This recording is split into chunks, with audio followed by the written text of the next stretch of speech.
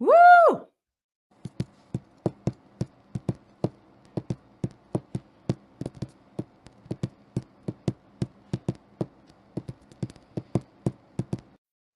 All right, and we are on another episode of On the Ranch. And I think this is my first episode in a while that I didn't have a tech issue coming onto the ranch. So, yes, we are celebrating today on the ranch. Really special show because I am on a search around the globe for the best Americana music out there. And I'm looking for indie artists. And they're a special breed, us indie artists. Because we do everything ourselves. We're like a one-man machine. But there's some really, really good music out there that I want to expose you to. But we learned somewhere along the line that when we band together and work together and support each other, that we are a force, that we can compete and be heard without having to go to a major label to take all our profits. Anyway, so tonight I have a really big innovator on that in that area. If you've ever heard of the International Singer-Songwriter Association, they are everywhere, and you should find them if you haven't. But some of the best talent is now gravitating to organizations like this and supporting each other rather than competing with each other and tearing each other down. And Tamanie has been at the forefront of kind of this movement of kind of organizing us. But she is actually a talented songwriter, and today that is what we celebrate. So without further ado, everyone, here's Tamanie Dove. Yay! How are you? Oh, man, I'm good. Good. Good. I can hear you and see you, so yay. You know what? Last week I couldn't say that. It was a bit of a panic. I was texting my vice president, Troy, because this is part of Blast Music 24/7. He's my producer. And I'm like, get me back into the studio. I don't know, Oh, no.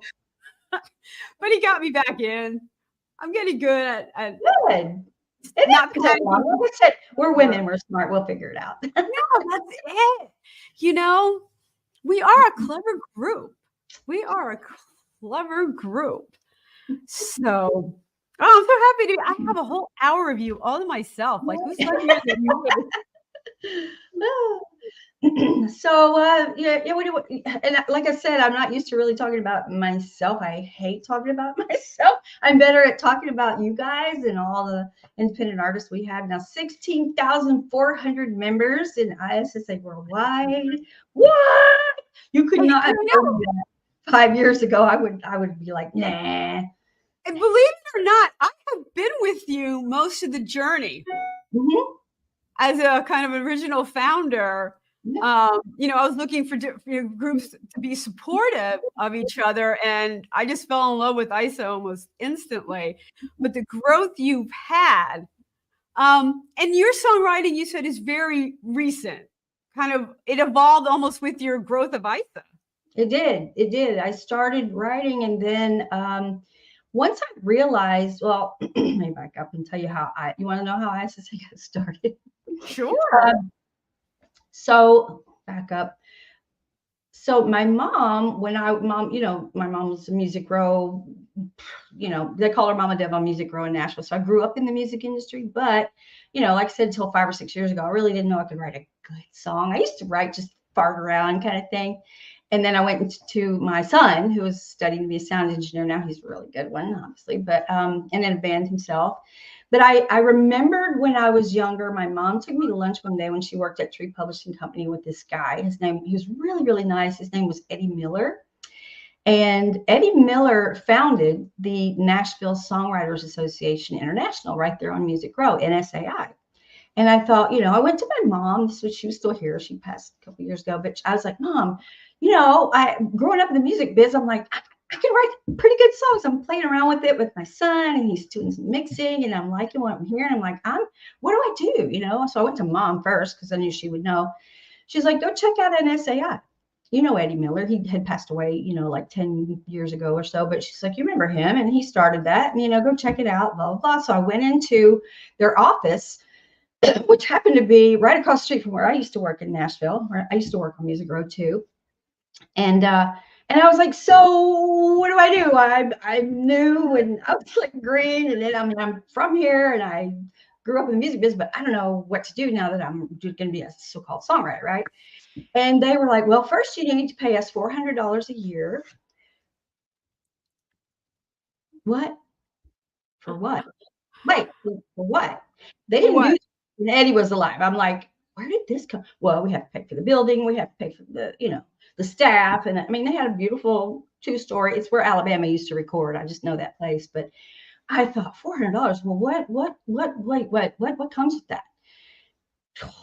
Right. Well, you can use our rooms, have writing rooms here. And I'm like, I write at my house. I have a home studio. I don't need to come here and write. So anyway, I left with this beautiful printed brochure and all that. And NSA has been there since 1969. I was like, yeah, a little kid when they started, but I thought, So I came home from that visit, and I was like, well, there's got to be something else out there that's not $400 a year that I could be a part of that would, help do what we're doing now. And I'm like, you know what? I went to sleep that night and I dreamt this. I dreamt about, I used to say, it was a dream. It really was. So I woke up the next morning and I started creating the name. And then I called a friend of mine who's a Music Row attorney who helped me trademark the name. And then I designed the logo, and then I started putting, social media stuff together. And it was really just a dream, but I wanted something that would help all of us singer-songwriters for free, not $400 a year, and it doesn't cost anything to have like a Facebook page and to do Twitter, just to get it out there. And I mean, I know I send out like membership cards and stuff like that. We do trivia, and obviously there's a cost involved with like our website and our, trademark, whatever. But I thought, you know what? And my husband, Jim, he goes, well, you're going to start this thing. You're going to fund it. I'm like, yeah. So whatever. He's like, I need to take up golf. I'm retired. Or I can do this. And this is way more fun. So, so I just started with, a handful of friends going, hey, I'm going to start this thing, this organization. I've LLC'd it. I've gotten all the copyright stuff together. I'm just going to run with it. And then I thought, and then, we're going to have an award show every year just to highlight everybody's work, just have a platform for everybody to see them. And then when I have friends at BMI in Nashville, they heard I was doing it. And they turned me on to our venue, which is right here in Atlanta, where they have the BMI Awards. They're like, you should go have it where we have ours. I'm like, well, yeah. And they came down to help me. So I'm like, BMI reps and A&R people down here could just, because we hang out at the same places. And I'm like, that's what I wanted. I wanted to create something that we could all do. And our chapter, like representatives in I think we've got like 200 reps now in every corner of the world, the Ivory Coast and Germany and Italy and all that stuff. But I wanted it to be a supportive community, you know what I'm saying, where people collaborate. If you have questions like I did first starting out, how do I copyright? Who do I talk to? How do I meta tag my songs? How do I get them on radio stations? What radio stations can I send them to? We've got this extensive list of radio stations for you to send them out to, and just vast opportunities, magazine, radio, record label, TV, on Roku. I wanted to, billboards, we're trying to do everything to, if you put in the work, we're going to help you be seen, period. And I used to be a cheerleader. I'm like, we're going to make some noise, and I got a big mouth. You are a great cheerleader. You're a great cheerleader, which is why I'm now going to bring this back to your songwriting. Okay. Yeah. Because you're creating this amazing community, and there's nothing better than talking songwriting with another songwriter. Yeah. Right? It is really cool because nobody understands the processes like someone else is going through it. So being in a room full of other songwriters sitting and talk. So let's start with the first video that we're going to play is All Things Southern. Yep. So I asked everyone who's on the show, this is an Americana show, right? Yeah. Why that style of writing? Why country music? Why Americana? Because I'm from Nashville, and everything everything I sing kind of comes out country, whether I want it to be rock or whatever, or pop or anything, because of my accent, I can't help it. But I was thinking one day, you know how I dream a lot of my songs. I'll wake up and start. I have a paper and pad right beside my nightstand, and I woke up and just started writing everything down because I found myself using all the phrases that I grew up with, or my parents we grew up with. You know, the sweet potato pie, like things we say in the South, kind of thing. And it just Right. kind of went from there. And I had my guitar, and I was like, 3 chords. Let's just do something funny. It was just for fun.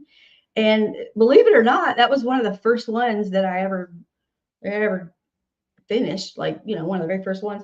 My mom loved it. She was just like, "Oh my God, I love that." And it's gotten the most. I think I don't know. It's got a lot of views, but like I said, I don't like to brag on myself. I just had fun with it. And yeah, I tried to do and I do some rock. I'm in a rock band, so there's, you know. But again, when I sing, my hubby says you can't.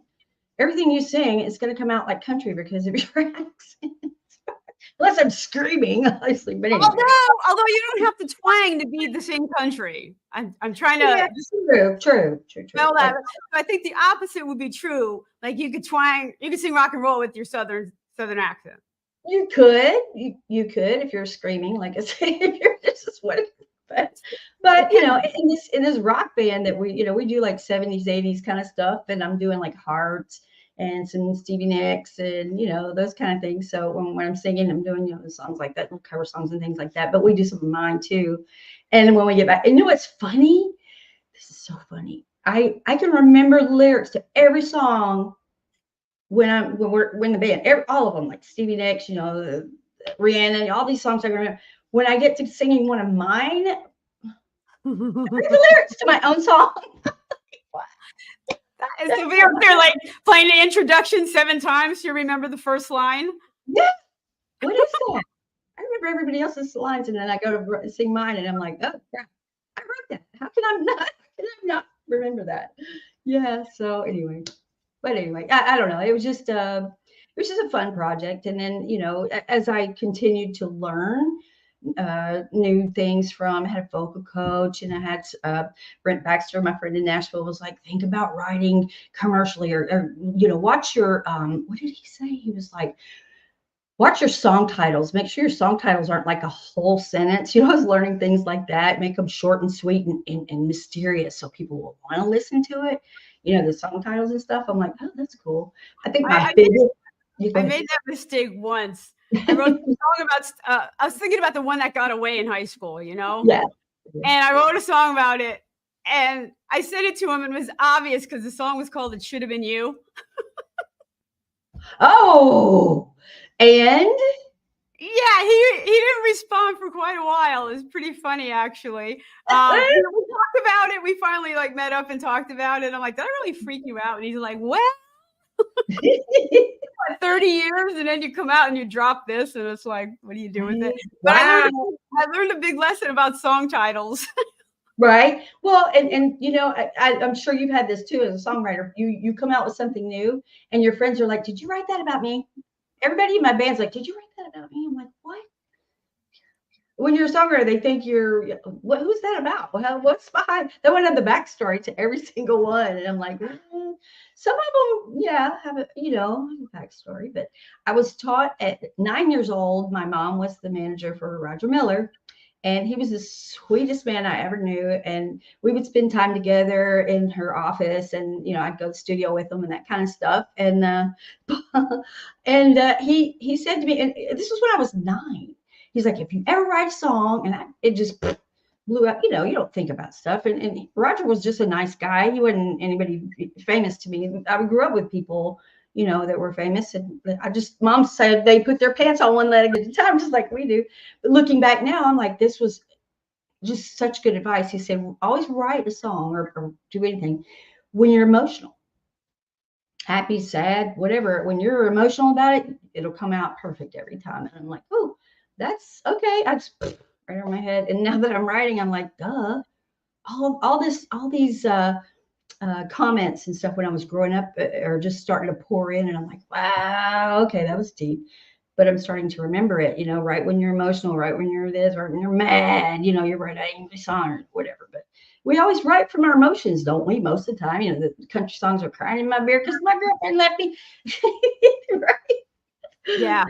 No, that's really true. And I know, like, even if you're going from a song prompt, if you can't get to that emotion or attach an emotion to it, you're not going to be able to write the song. Right. You know, Right. so it has to be about emotion. Otherwise, you're not touching anybody. Yeah. You know. So let's touch somebody right now. Okay. Southern. Thank you.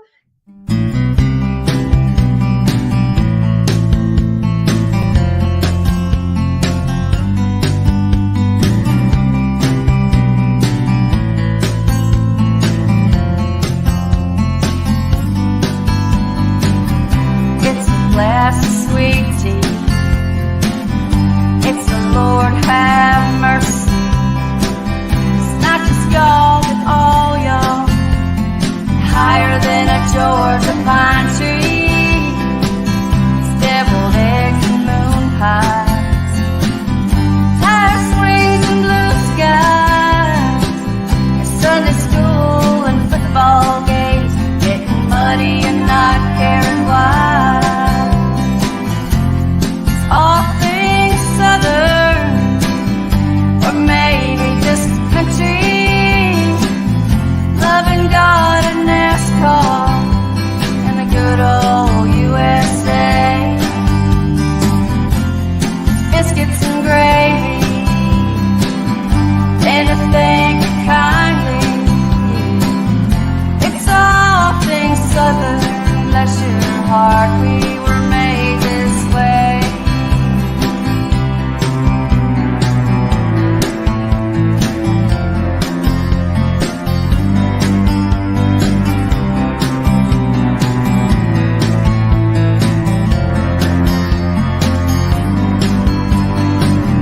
It's molasses and bluegrass, month of Sundays in green grass.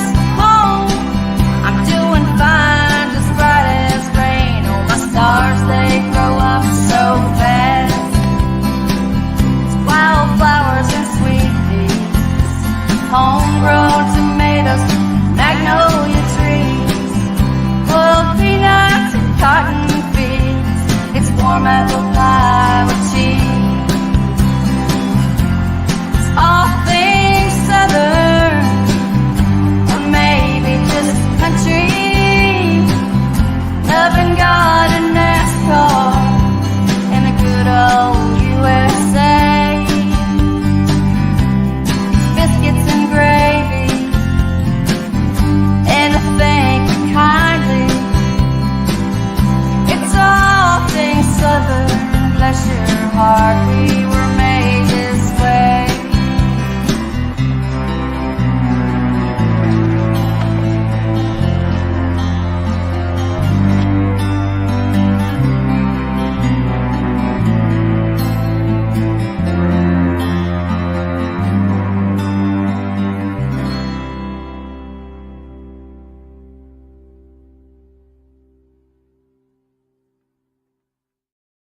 And we are back here on the ranch with Tamanie Dove.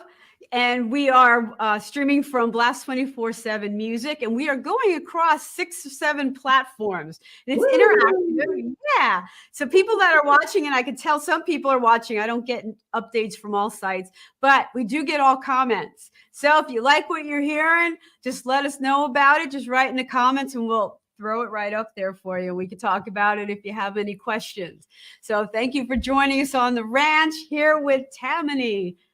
So that was a beautiful song. Thank you. And I love the covered bridges. Oh yeah, those are actually where they were actually filming that one day where Sleepy Hollow was being filmed here in Atlanta. It's the same covered bridge in a lot of the Sleepy Hollow episodes, so it was kind of neat.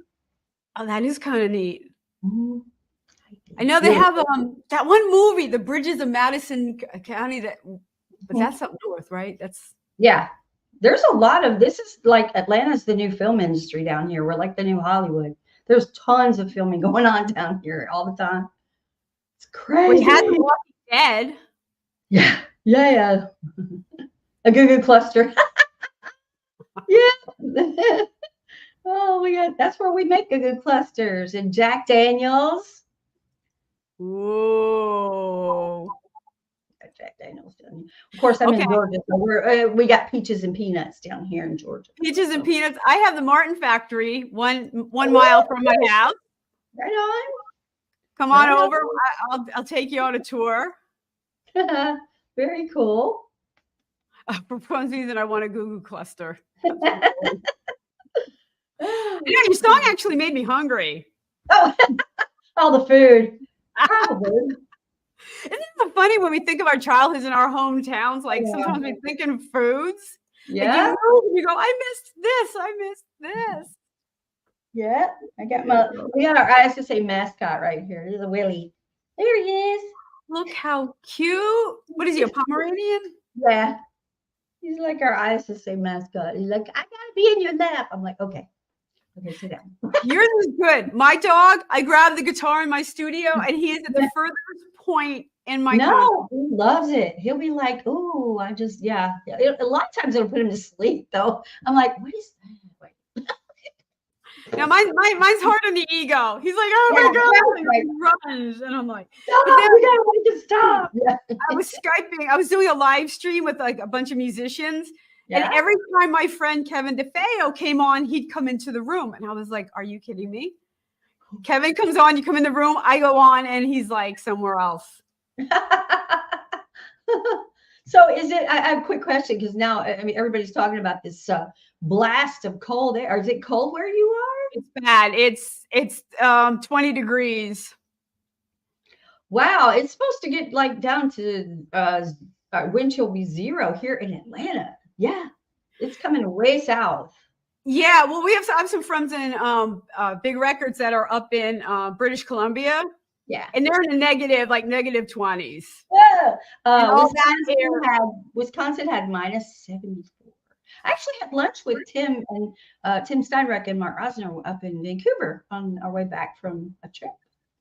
Yeah, I think I saw that on Facebook. Yeah, yeah, we up there. a nice little power lunch talking about stuff for you guys, for all you guys. Yeah. Always scheming, those guys. They're like you. Like your head's always going. Like it does. And people are like, do you ever sleep? I'm like, no, sleep's overrated. It is. A whole lot of time for that. Yeah, right. A whole lot of time for that. But I have learned that I have to stop and take an idea and run with it, expand it. Like I can't go from one to the other to the other. Yeah. You know. Oh, you got to finish projects. Yeah, I gotta like map it out. Okay, I have a song coming out. I'm doing this, and this. And yeah. You know, okay, focus on it. That's good. That's really good. Yeah. Yeah. So go ahead. I'm just not a great multitasker, I guess. It doesn't matter. Forever making out lists every morning. List. Yeah, I find that the older I get, the more important that list becomes. And it's a good day when you just have a few check marks, you know. Right. As a songwriter, it's funny because my husband and I will be driving somewhere, and he'll say something off the cuff, and he'll go, "Ooh, that could be in a song." Okay, always. You're getting out the phone. I just always going, yeah. Oh, that could be a song. Wow. And then I find out it already has. So. Yeah, I know. But then again, there's so many breakup songs. You always need a good breakup song, a good heartache song. Yeah. You know, songs that you can resonate with when you're mad, like Alanis Morissette. Oh man, you're mad, and So. And I don't think why people are so down on. They're like, oh no, I had to go to.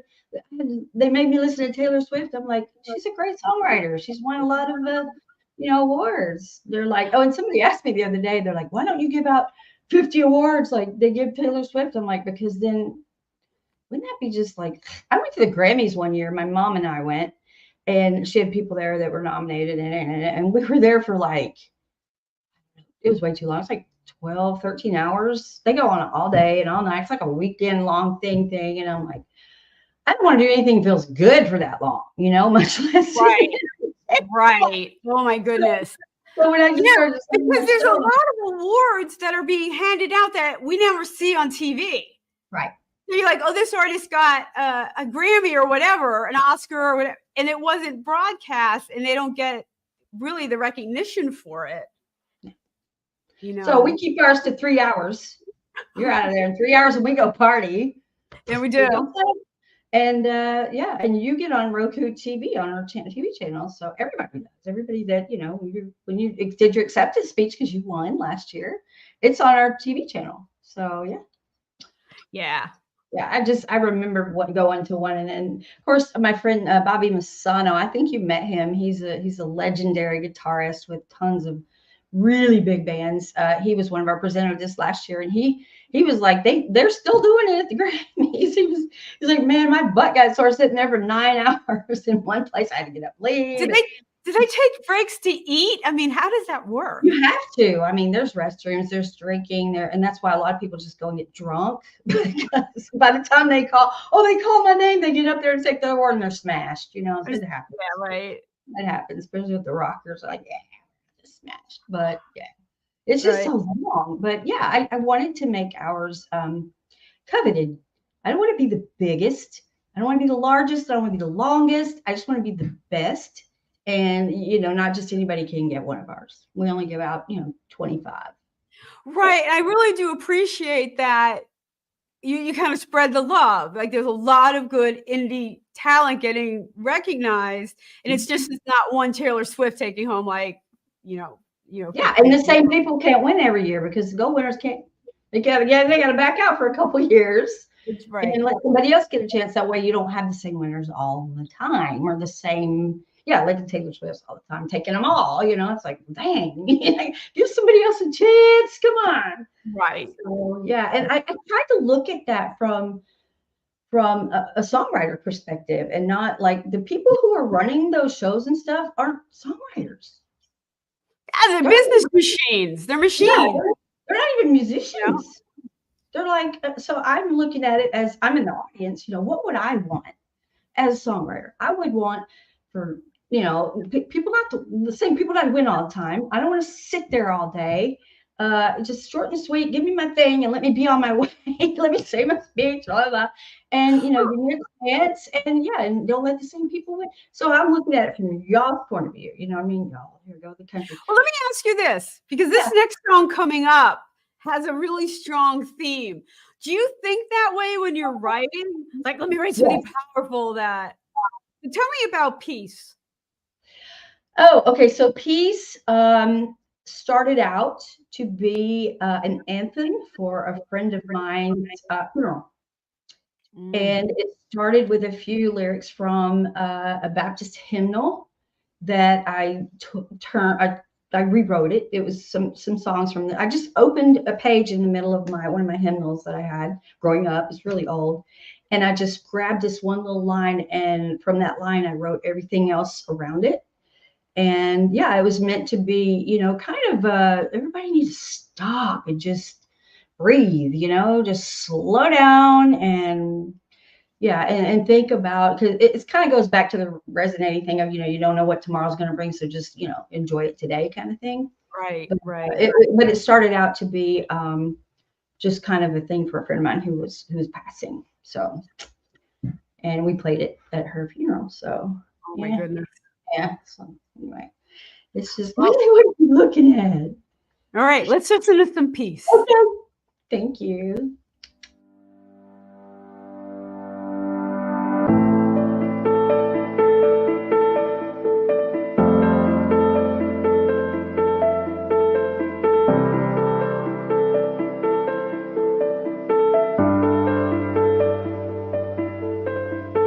Chance and change,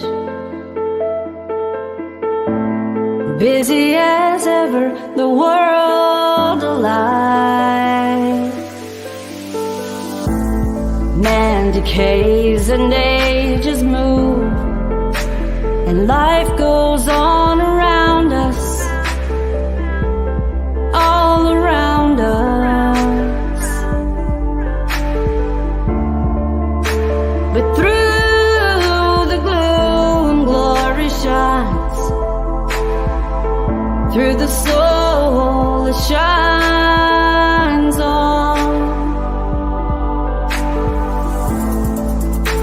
The river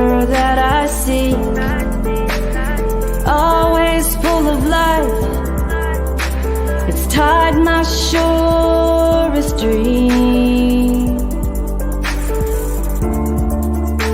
Forever we will stand in oceans like the stream, in oceans like the stream, bringing peace, pure peace. Whisper to me with the wind,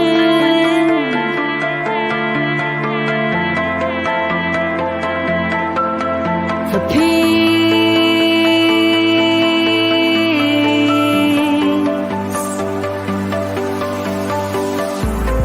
Leaning onward, beaming bright, like the wideness of the sea.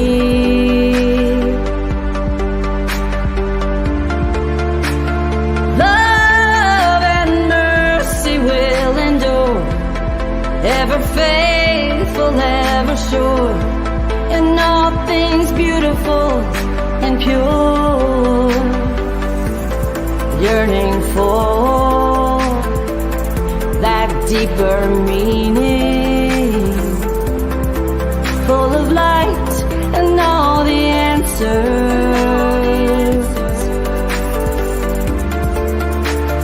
Ever singing with the wind, shining on both day and night, both day and night, bringing peace,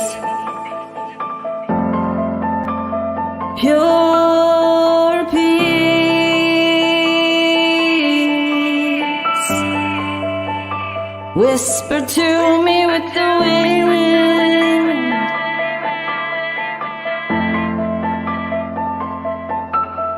for peace.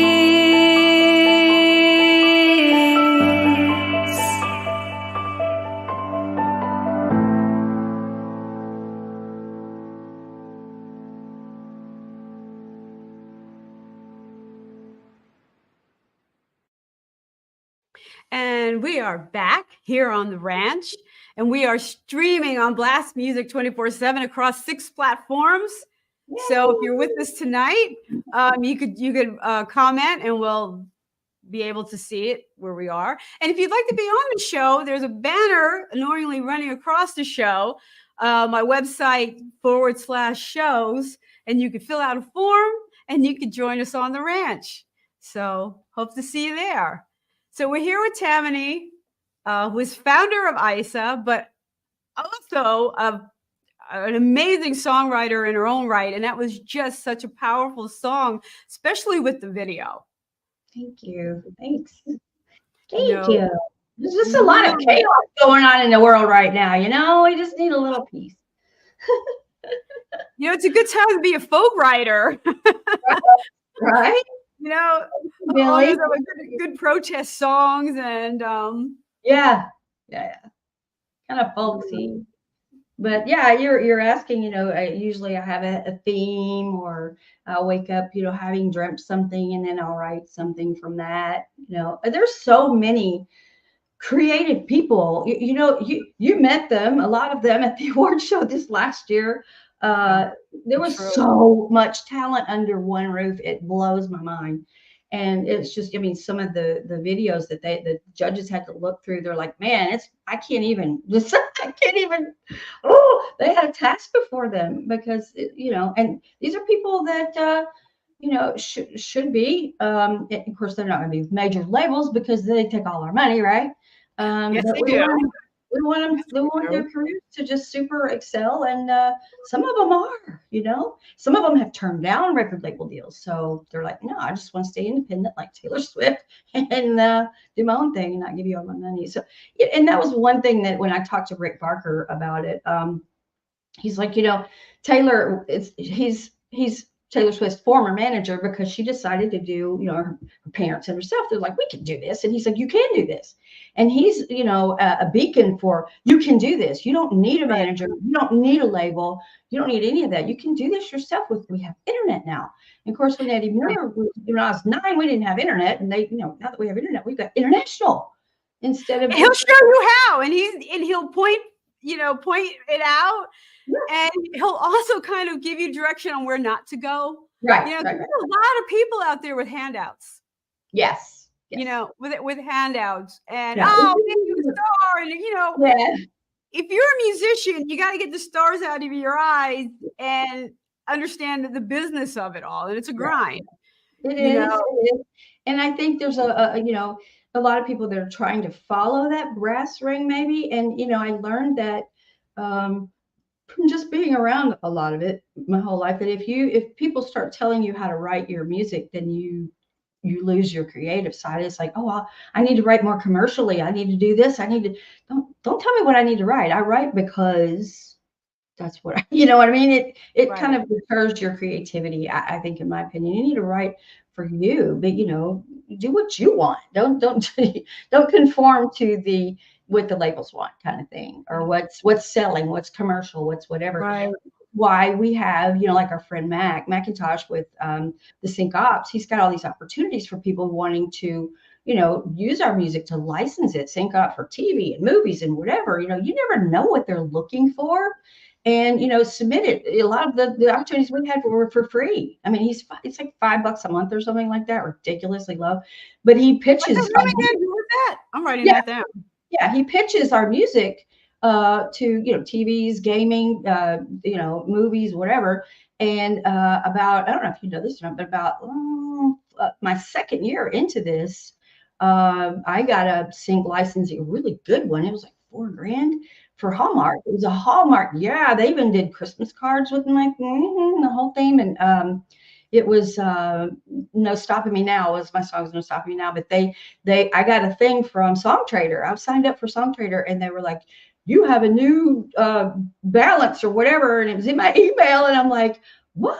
They used it in a Hallmark movie. And I was like, yeah, okay, what I'm doing is right. Okay, I'm going the right direction. Right. I started putting my music out there everywhere, and for something random like that. But yeah, you have to have opportunities like that is what we're trying to make sure all of us, like, hey, sign up for this, or pitch your music here, pitch it there. The more places we can get you heard, and we can get ourselves heard, because we're all in this together. Yay!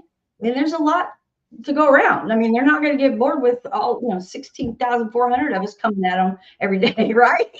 Right. No, it's true. It's true. When there are 160,000 songs a day are uploaded onto Spotify, and we could compete with each other, or we could share the wealth. Right. You don't know what they're looking for, and me putting you down isn't going to make my song fit the scenario. Right. Exactly. And nothing to be gained with that. Yeah. And there's some songs that you'd be, they may not be your cup of tea or whatever, but you never know. There was one, I was watching a movie. It was kind of like a thriller movie, like last weekend or something. And I heard this track, and I'm like, that is really funky, but it worked. It worked with the theme of I'm like, whoever wrote that was really creative.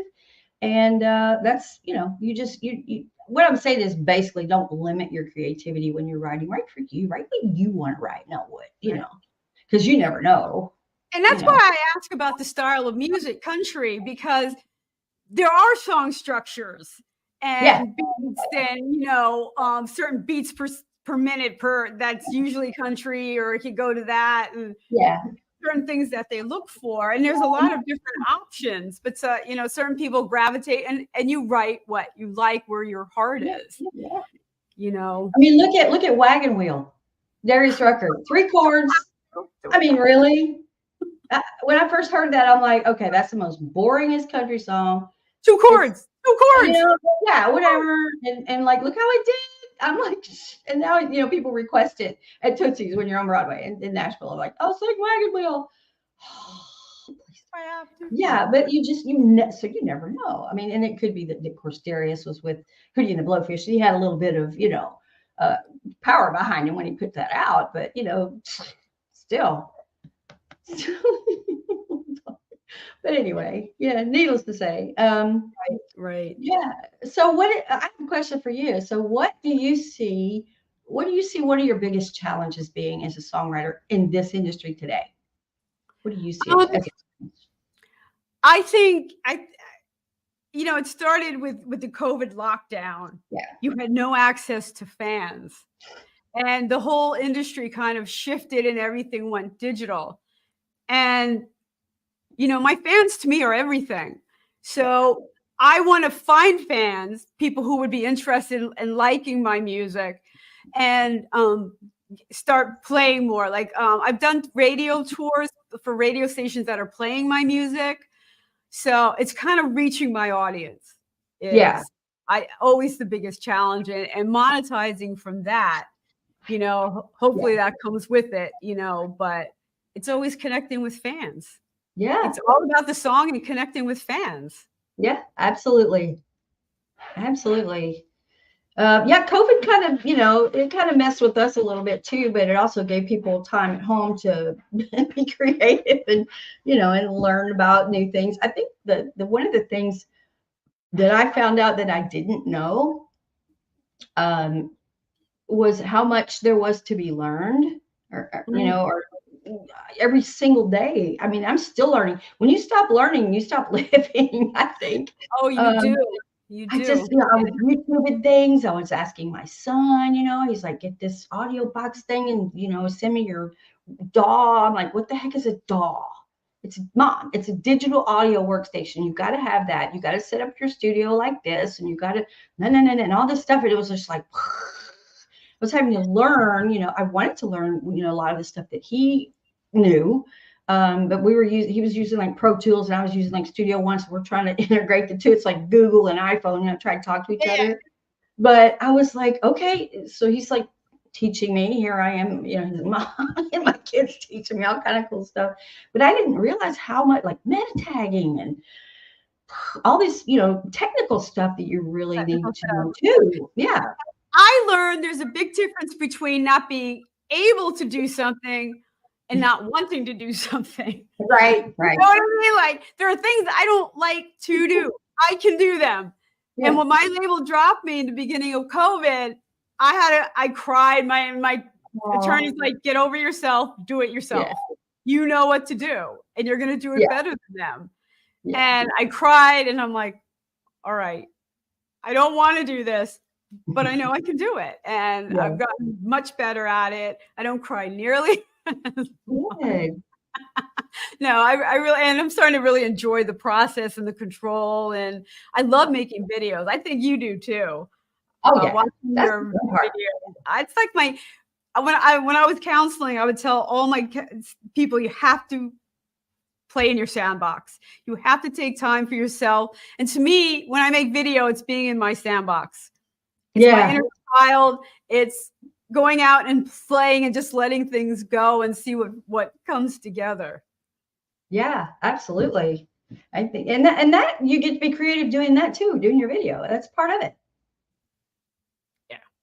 Yeah. What do you see? You write the song, but I don't really write the song with the video in mind. The video comes later. It's like, what do I want to do with this? And I even run it by some of my people that, the video guys and crew and stuff. And they're like, well, what about this? And I'm like, yeah, does that kind of fit the thing? So you really got to kind of pull it all together so that people get the vibe of what you're trying to do. Right. Yeah. Right. I actually do write with video in mind, but that's happened. I don't know, somewhere along the line. Yeah. As I country western is a lot of visualization and imagery that just kind of lends itself to video. Yeah. And so I kind of get an idea of where I want to be when I film things. I need to be in a bar versus I need to be on railroad tracks versus. Right. So a lot of songwriters, and I'm sure we're pretty different when we're writing some, and they ask me this too. Do you write the melody first, or do you write the lyrics first? I start with lyrics. See, I And start with the you know, music. I start with a drum beat, like a beat. I took backwards. I know. I start out with a beat, like a tempo, and then I do some like drum tracks and stuff, and then I add the melody, and I add the lyrics last after I. really, Yes, yes. I almost have. I kind of start with where I want it to go, and I start with the chorus to the verse sometimes in the process. Different, yeah. And then beats start to kind of fall in, and I start to get the rhythm of it. Okay. Yeah, you're I start with it. Yeah, I'm You weird. start with the tempo, and it's funny because I'll have a whole track of music like written with, like 20 layers of, drums and all these, different layers of synthesizers and guitar and all that. And then I'll be like, what do I want to write to it? Well, I have to listen to it 2 or 3 times, and then eventually the lyrics will come. is that how it was for No Stopping Me Now? Yeah. Because that sounds like an anthem, like I'm going, Yeah, it started out, I always write the music first. And then what I do is, like, sometimes when I'm walking my dog or doing something meaningless, like doing the dishes or whatever, I'll be humming the tune. I'm just weird like that. Right brain, left brain is all wonky. But I write the music track first, and then the lyrics come. Well, let's give a listen to this. No Stopping Me Now. Okay, thank you.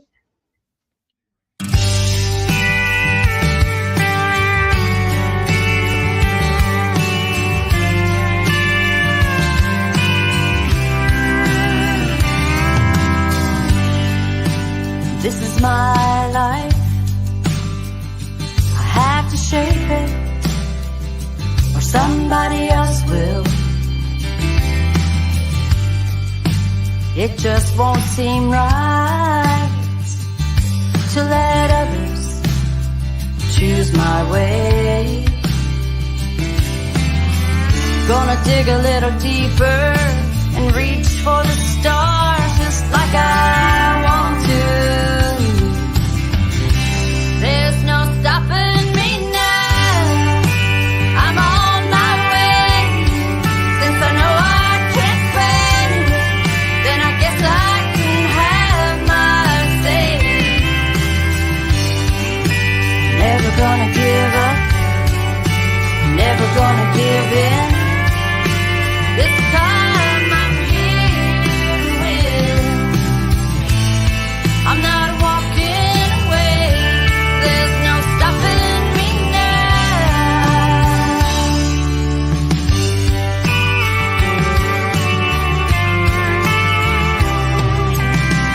Gonna live loud, laugh loud, play loud, be who I want to be.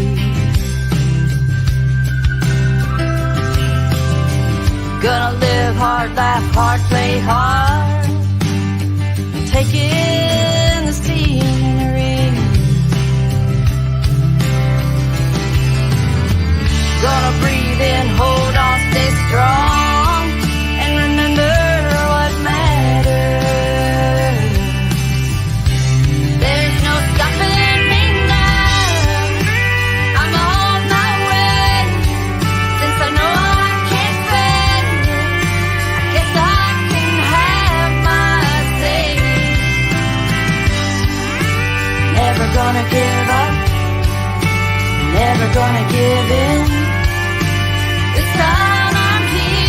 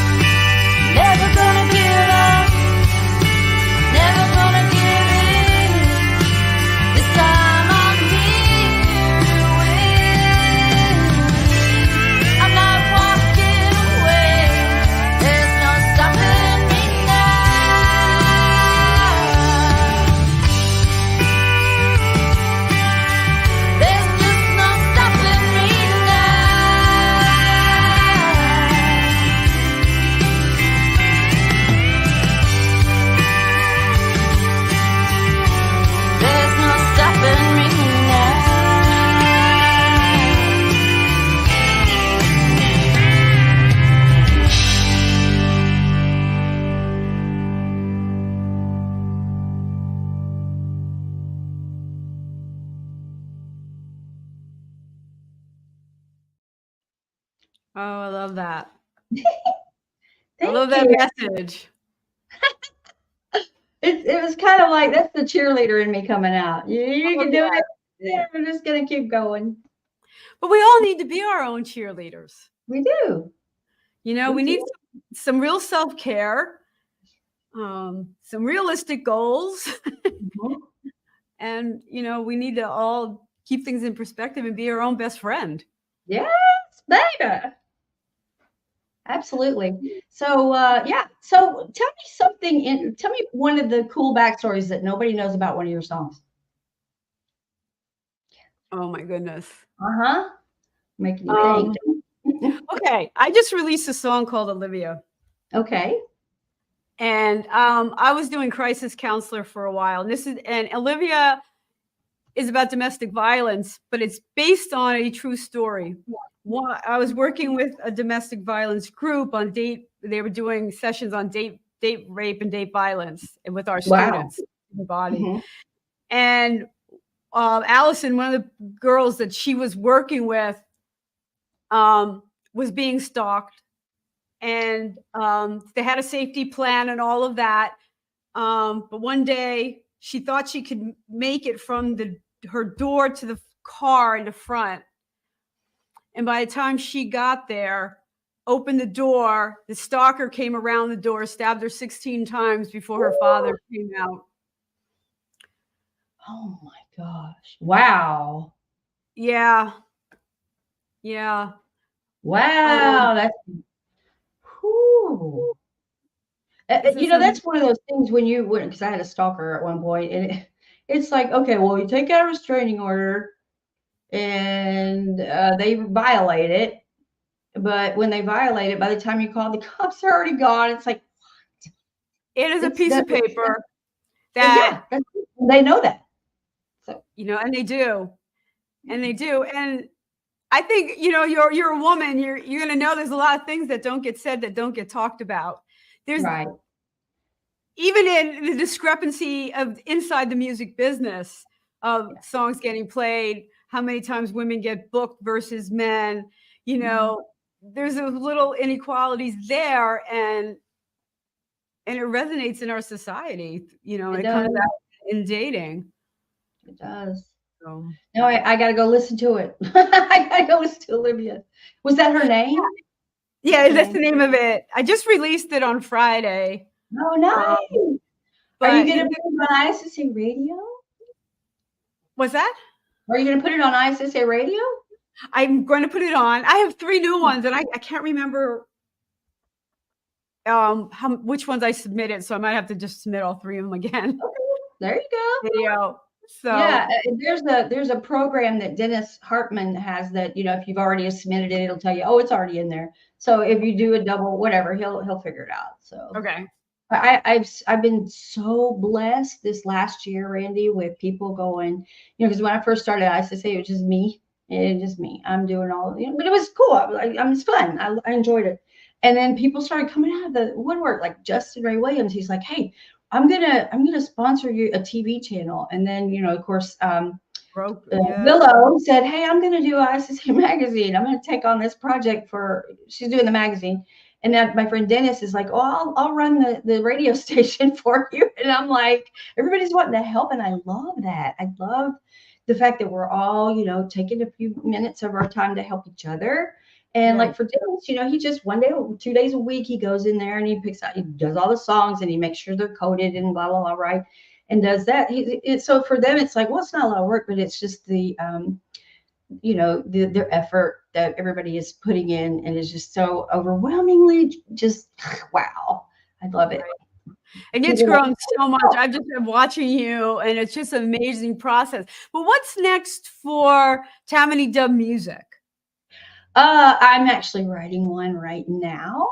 Well, yeah, I can't tell you who because it's a surprise. It'll be out later this year, and it's totally out of my, and I try to tell people to do this, because we are creative. It's out of my genre completely. It's like, it's going to be like, y'all are going to go, what? That's cool. So, yeah, it's I went outside my box by a lot, but I'm loving it. And I'm trying to experiment with my vocals and with my ideas and just let my creativity take over kind of thing. And and yeah, so I'm collaborating on this next one. And yeah, it's a secret though right now. So So we have a few more minutes. So tell me a secret about that people don't know about your music. tell you a secret they don't know Yeah. about my music. I don't really keep any secrets. Or maybe somebody doesn't know about your music. That my son does a lot of my guitar tracks for me because I suck at it. He's That was really your good on the guitar. Yeah. Yeah, most people don't know. Well, they know I play, but I strum kind of thing. I mean, he's like he can copy any guitar lick and slay it. Like he's had a guitar in his hand since he was 3. So for me, I write with my guitar, but I don't play it out because I'm not that great with it. But I let him do all my guitar tracks for me. So because he's just really good. These people don't know that. Well, they do. Some of them. Any performances coming up? Can they see you anywhere? Yeah, our band is going to be playing here. I play all the time here in Atlanta with my band. Let me check my phone. I think we're playing at a place called Coastal Grill here in Roswell, Dunwoody area in a couple weeks. But if they go on my website, they'll see where I'm playing and stuff. I mean, I'm like I said, I try to tell you guys. I practice what I preach. I don't put it out there and go, y'all need to be everywhere. I'm everywhere. So you go to tamaniedove.com. If you go to my Twitter, I mean, all my music's on iTunes and Spotify. You can't, if you Google my name, it'll come up like 5 pages of stuff. So you can't. Where's her next tour? Google it. What's the name of your band? Is it Corporate Therapy? Oh, and here's a secret. You know why we call it Corporate Therapy? Let's hear it. I play in a band with 6 guys. I'm the only girl. I'm lead singer. And my 6th guy, I call them my 6 guys because we've been together for 7 years now. They are corporate guys by day. They're cybersecurity techs, and they work for big companies that do cybersecurity stuff. Techie, whatever, corporate. And the music, our band is the therapy. Yeah. So, corporate therapy. I get it. I get it. You got to stay sane in the corporate world. Yeah. Corporate guys by day, the therapy on the weekends. So that's right. When we usually play. So yeah, that's a secret. That's a secret. It's like, where'd you come up with your name? Corporate Therapy. I'm like, well, corporate guys, and this is our therapy. So, and it truly is. Music, I believe, is therapy. Truly. Oh, I do too. I do too. Yeah. It's gotten me through a lot of tough times. When you have nothing else, you have music. You still have your music. And my son told me one time, he's like, Mom, even if something happens to you and you get older and you lose your vocal cords or whatever, he's like, your music's always going to be out there. It's always going to be there. It can always be living there. It's always going to be living there in cyberspace. Yeah. Tamanie Dove, yeah. I want to thank you for being on my show tonight. It has been so fun diving into your music. Thank you for playing it. I don't like to very much. Anyway, but I appreciate it. You're not a problem. Thrilled to have you. Okay, hang out 1 second.